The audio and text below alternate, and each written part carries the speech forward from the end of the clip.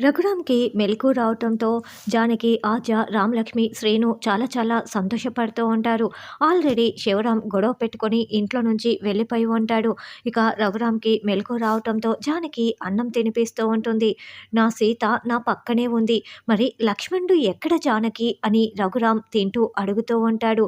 ఒక్కసారిగా జానకి చేతిలో ఉన్న ప్లేటుని కింద పడేస్తుంది. ఆ సౌండ్‌కి ఆద్య, రామలక్ష్మి పరిగెత్తుకుంటూ అక్కడికి వచ్చి పెద్దమ్మ ఏమైంది? పెద్దనాన్న ఏమైంది? అని ఇద్దరు ప్రశ్నిస్తూ ఉంటారు. నా సీత అంటే మీ పెద్దమ్మ పక్కనే ఉంది లక్ష్మణుడు.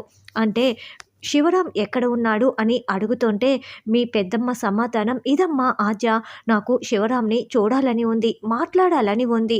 ముందు ఫోన్ కలపండి అని రఘురాం చెప్తూ ఉంటే ఆద్య, జానకి, రామలక్ష్మి ముగ్గురు ఒకరిని ఒకరు చూసుకొని చాలా టెన్షన్ పడుతూ ఉంటారు. ఇక ఈ రోజుటి ఎపిసోడ్‌లో శివరాం గొడవ పెట్టుకొని ఎంత చెప్పినా కూడా వినకుండా వెళ్ళిపోవటంతో, కట్టుబట్టలతో ఇంట్లో నుంచి వెళ్ళిపోవటంతో జానకి, ఆద్య, రామలక్ష్మి అందరూ కుప్పకూలి ఏడుస్తూ ఉంటారు. తరువాత రఘురాం దగ్గరికి వచ్చి అవన్నీ చెప్పుకొని బాధపడుతూ ఉంటేనే అప్పుడు రఘురాం మెలకువలోకి వస్తాడు. ఇంకోవైపు చారుకి బెయిల్ వస్తుంది. మీ నాన్న చాలా కష్టపడి బెయిల్ తీసుకొచ్చాడు.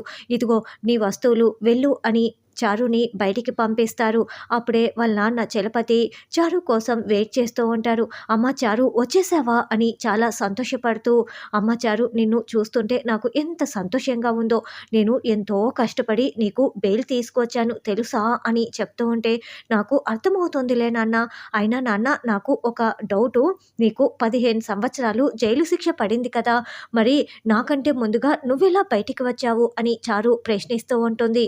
అమ్మ, ప్రతి సంవత్సరం జైలులో కొంతమంది ఖైదీలని విడిచిపెడుతూ ఉంటారు కదా, అదేనమ్మా సత్ప్రవర్తన కింద నన్ను వదిలేశారు అని చెప్పటంతో, నువ్వు సత్ప్రవర్తన కింద రిలీజ్ అయిపోయావా, అదెలా నాన్న నువ్వు సత్ప్రవర్తన అని చారు అడుగుతూ ఉంటే, అంటే అక్కడ ఉన్న పనికిమాలిన కొడుకుల కంటే నేను చాలా నయం అనుకొని నన్ను వదిలేశారులే అమ్మ, నేనైతే బయటికి వచ్చేసాను, ఇప్పుడు నువ్వు కూడా బయటికి వచ్చేసావు, ఇక తర్వాత కార్యక్రమం ఏంటి అని చలపతి అడుగుతూ ఉంటే, నేను చెప్పను, చేసి చూపిస్తాను అని చారు కుట్రల్ని మొదలు పెడుతూ ఉంటుంది.